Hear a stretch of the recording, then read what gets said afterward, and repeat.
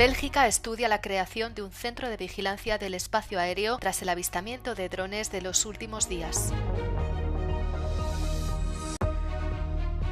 Filipinas declara el estado de emergencia por el tifón Kalmaegi, que deja cientos de muertos y desaparecidos a su paso. Bélgica ha convocado un Consejo de Seguridad Nacional tras el avistamiento de drones sobre bases militares y aeropuertos en los últimos días, que han provocado interrupciones en los vuelos.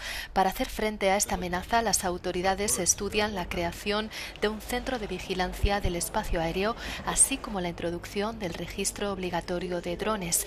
Las incursiones de drones se produjeron mientras la UE presiona a Bélgica para que confisque los activos rusos congelados a fin de que puedan concederse préstamos de reconstrucción a Ucrania. You must ask yourself who has benefited from this, and this is definitely Russia. I think the effect that they seek is double. One, it's intimidation of our decision makers, perhaps linked to the decisions that has to be made about Euroclear, and two, it's to try to divide the public opinion. Perhaps some people would be inclined to say, well, if only we drop Ukraine, then we will not have this problem. Se espera que el ministro de Defensa belga presente el viernes un plan de inversión de 50 millones de euros antidrones. Bélgica también está considerando la posibilidad de derribar drones invasores.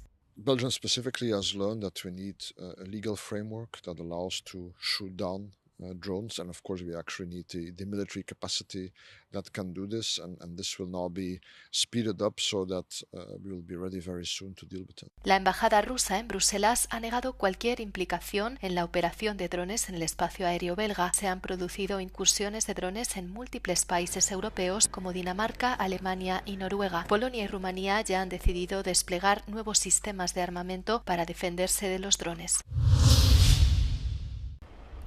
El Papa León XIV ha recibido este jueves al presidente palestino Mahmoud Abbas en una visita diplomática en el Vaticano. El encuentro ha coincidido con el 10º aniversario del acuerdo global entre la Santa Sede y el Estado de Palestina. Tanto el pontífice como Abbas han coincidido en su preocupación por la situación en la Franja de Gaza, haciendo hincapié en la necesidad de ayudar a la población civil y de trabajar por una solución política al conflicto. Debemos trabajar por la paz, con miras a una solución de dos estados, reza el comunicado emitido por el Vaticano. La audiencia se había planeado con semanas de antelación y supone la primera vez que el Papa León XIV se reúne con el presidente palestino desde su elección como líder de la Iglesia Católica. Ambos ya hablaron por teléfono en julio. Entonces, el Papa enumeró lo que considera puntos clave de la diplomacia: el respeto del derecho internacional humanitario, la protección de los civiles y los lugares de culto y la prohibición del uso indiscriminado de la fuerza y del desplazamiento forzado de la población. La visita di Abu Mazen, presidente dello Stato di Palestina in Vaticano, giovedì è servita soprattutto a sottolineare la vicinanza della Santa Sede alla questione palestinese. Di questo si è parlato nell'incontro con Papa Leone XIV, così come della soluzione della guerra a Gaza. Nelle prossime ore Abu Mazen incontrerà la Presidente del Consiglio, Giorgia Meloni. Giorgia Orlandi, Euronews, Roma. 19 menores palestinos llegaron a Italia desde Gaza el miércoles por la noche, junto con familiares y acompañantes, para recibir tratamiento médico. Los niños, con enfermedades o traumatismos graves como consecuencia de la invasión, aislamiento y destrucción de los centros médicos de la franja, han sido ingresados en 15 hospitales de 9 regiones italianas, según ha informado el Ministerio de Asuntos Exteriores italiano. Otros 93 tutores o familiares les acompañan durante su tratamiento. Se trata de la 16ª operación de evacuación humanitaria en Italia desde enero de 2024. El gobierno, asegura un comunicado del ministerio, prioriza a pacientes con enfermedades congénitas graves o heridas y amputaciones severas. En un mensaje publicado en X, el viceprimer ministro y responsable de Exteriores, Antonio Tajani, ha afirmado que Italia se confirma como el país occidental que ha acogido el mayor número de palestinos de Gaza. Beh, questa sera è un'attività complessa, in realtà diciamo nelle ultime volte è stato sempre un po' così. Ci sono 3 velivoli, 2 C-130 e un Boeing 767 che vengono dall'aeroporto di Eilat in Israele. Uno è atterrato pochi minuti fa a Milano, ce n'è un secondo velivolo, un secondo 130 che sta per atterrare qui a Roma, e poi ce n'è un terzo che pochi minuti dopo atterrerà a Verona, e verranno distribuite in queste città. nosocomi che il Ministero della Salute naturalmente ha individuato assieme alla Protezione Civile e al Ministero degli Affari Esteri per curare questi minori. Un total de 750 personas han llegado a Italia desde la Franja de Gaza. Se trata de 215 niños y sus tutores que están recibiendo atención sanitaria en más de 30 centros médicos distribuidos por todo el país. La Organización Mundial de la Salud y el Mecanismo Europeo de Protección Civil han colaborado en las operaciones de evacuación. El presidente de Filipinas, Ferdinand Marcos Jr., declaró el jueves el estado de emergencia tras el paso del tifón Kalmaegi, que dejó al menos 140 muertos y 127 desaparecidos en las provincias centrales del archipiélago. Se trata del desastre natural más grave registrado este año en el país.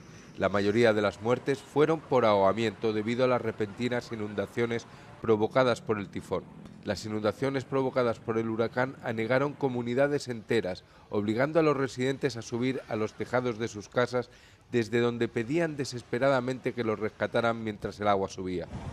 Cada año unos 20 huracanes y tormentas azotan este país, especialmente propenso a las catástrofes naturales. Las zonas más pobres del archipiélago suelen ser las que sufren las peores consecuencias. La declaración del estado de emergencia permitirá al gobierno desembolsar fondos más rápidamente y al mismo tiempo evitar que se especule con el precio de los alimentos.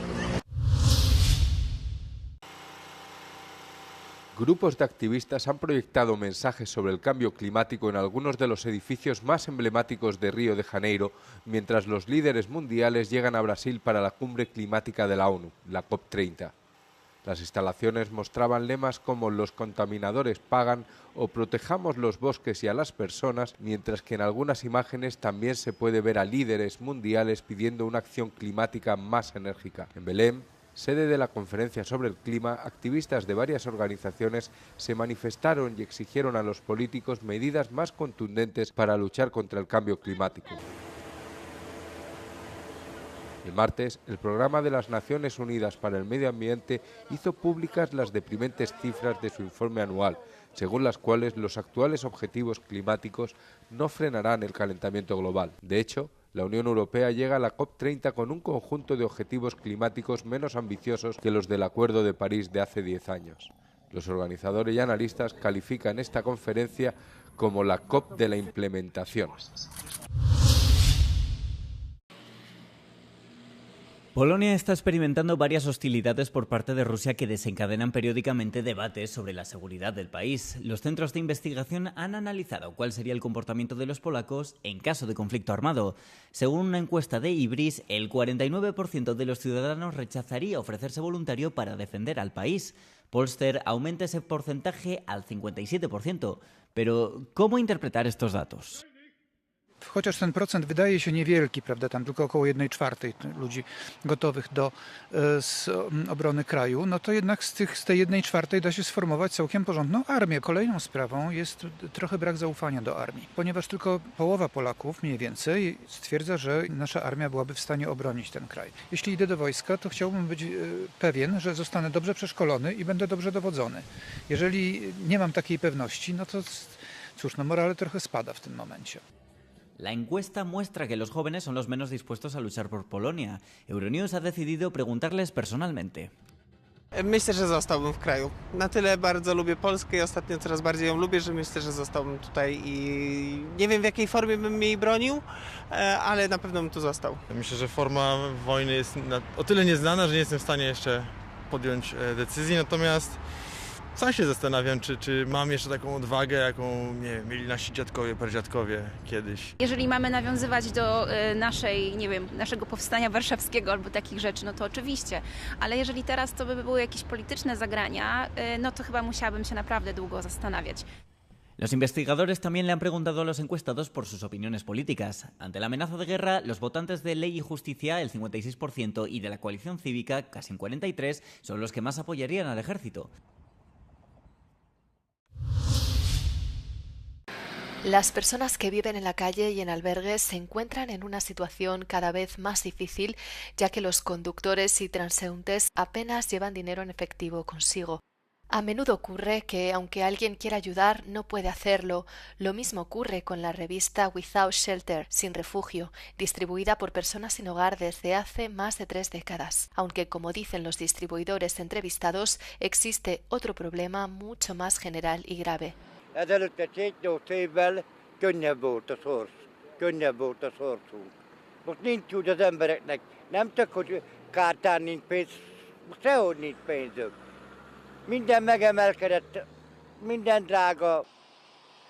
Ha utcán kieleget engedélyet, ami megvan szabva neki, akkor nagyon sok jó ember van, aki azt tudja, hogy nincs nála pénz, de jöjjön ott egy üzlet, veszek egy kis élelmet magának. Desde su creación en 1993, la edita la Fundación Shelter, Refugio. Como dice el director de la fundación, intentan adaptarse al cambio de circunstancias, pero no es fácil. Azt láttuk, hogy az online előfizetés rendszerét vezetjük be, és ezzel próbálunk segíteni azokon, akik egyébként terjesztik ezt a lapot, csak ugye itt ennek komoly adminisztrációs terhei vannak, és ezt elég nehéz jól csinálni. És az lenne a jó, hogyha mindenki saját magának tudná megoldani azt, hogy ne a készpénzt fogadja, hanem mondjuk legyen számlája, és arra érkezzenek ezek a támogatások. La revista no es solo una fuente de sustento para muchos, sino también una comunidad formada por distribuidores, voluntarios y simpatizantes de la publicación. A lo largo de los años, las actividades de la editorial se han ampliado para incluir numerosos programas culturales y artísticos, pero la idea original de la revista no ha cambiado.